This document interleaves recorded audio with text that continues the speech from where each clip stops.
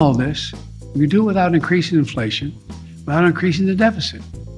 Nobody making more than $400,000 a year, less than $400,000 a year, will pay a penny more in federal taxes. So we're going to keep working on these fronts. Some of them have components that are immediate, like unsticking the supply chain.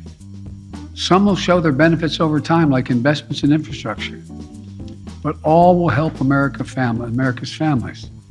According to multiple sources, up to $700 million in financial relief was recently approved. So that is a new timeline. So everybody, what's the new timeline for the new stimulus checks? Well, in this video, I'll be discussing how this new fourth stimulus payment could be sent out as soon as possible. So keep watching this video, folks. So it's been almost 2 years since they started the crisis, and I know that everyone's hoped that the crisis would have been completely gone by now. But unfortunately, it is not. The good news is that some of the hardest hit workers in essential industries of the country are expected to receive some new federal help. This is at least for the expenses that they took on as they worked through the crisis.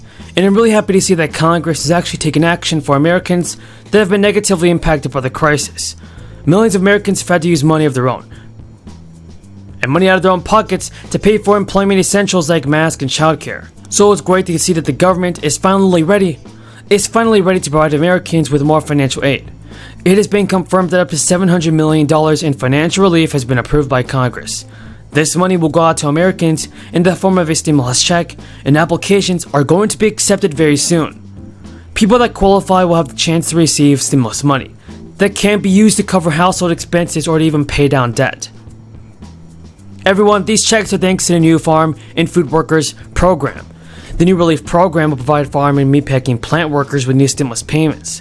The U.S. Department of Agriculture has also announced that grocery workers will be eligible for some cash. And that's good news because essential workers have helped keep America fed throughout this crisis. So the state agencies, nonprofits, and tribal entities have until February 8th to apply for these government funds. Stimulus money, everybody, is being sent out, and that's official. These groups will receive the stimulus money in June. Essential workers will then apply to these groups to receive the payments. So if you're an essential worker, then it's really great news for you. Just make sure that you send in your application to receive this extra stimulus money.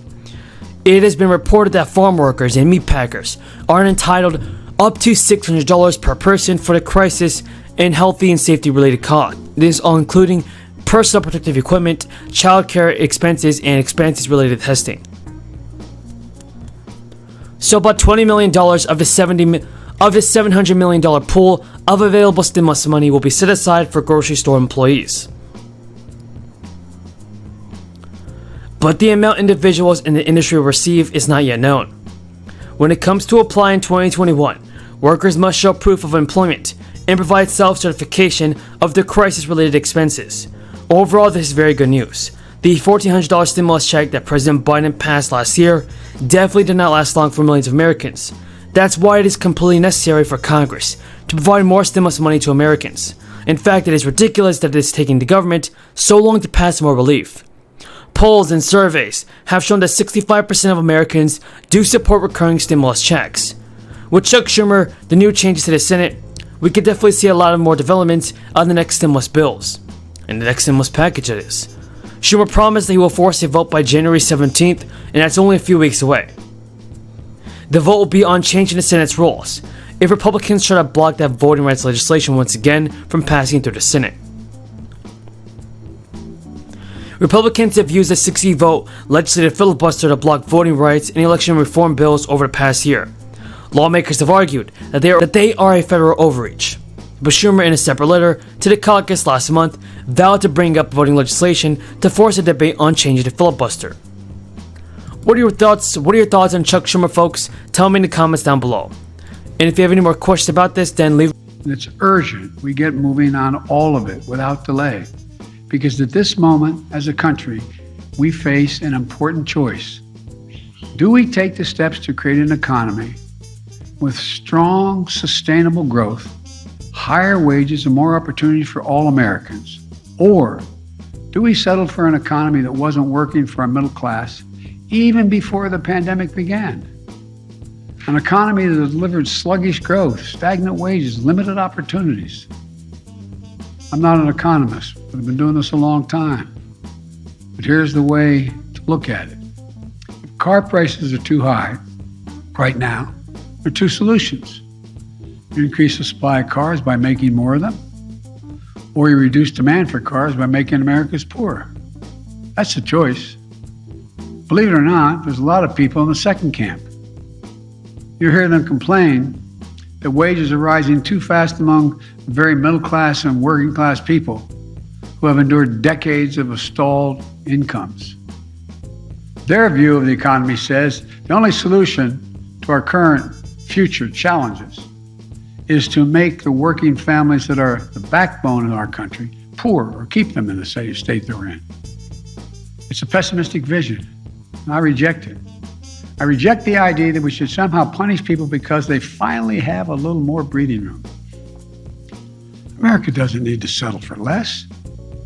We need an economy that has the capacity to generate more growth, more jobs, and more opportunity for all Americans. That's why we're going to keep doing everything we can to, one, unstick the bottlenecks that are keeping goods from getting to consumers. Two, build better infrastructure so that we can get parts and goods to factory floors quicker and cheaper. Three, bring more of that production back here to the United States to make our supply chain more secure. Let's make let's make what we're selling in America made in America, so we're not at risk of foreign supply chains and shipping delays. And in doing so, get more Americans working in jobs with rising wages. I want to be clear. I'm confident the Federal Reserve will act to achieve their dual goals of full employment at stable prices and make sure the price increases do not become entrenched over a long term with the independence that they need. But the best way that I, as president, and the Congress as a legislature can tackle high prices is by building a more productive economy with greater capacity to deliver for the American people. A growing economy where people have more opportunities, more small businesses opening, and I might add, parenthetically, there's 30% increase in the application for new small businesses, and goods get to market faster. Economy where we don't just grow the economic pie to make sure people who bake the pie get a fair slice of it as well. For too long, Republicans have thrown around terms like pro-growth and supply-side economics to drive an economic agenda that didn't deliver enough growth and supplied more wealth to those who already were very well off. From day one of my economic agenda,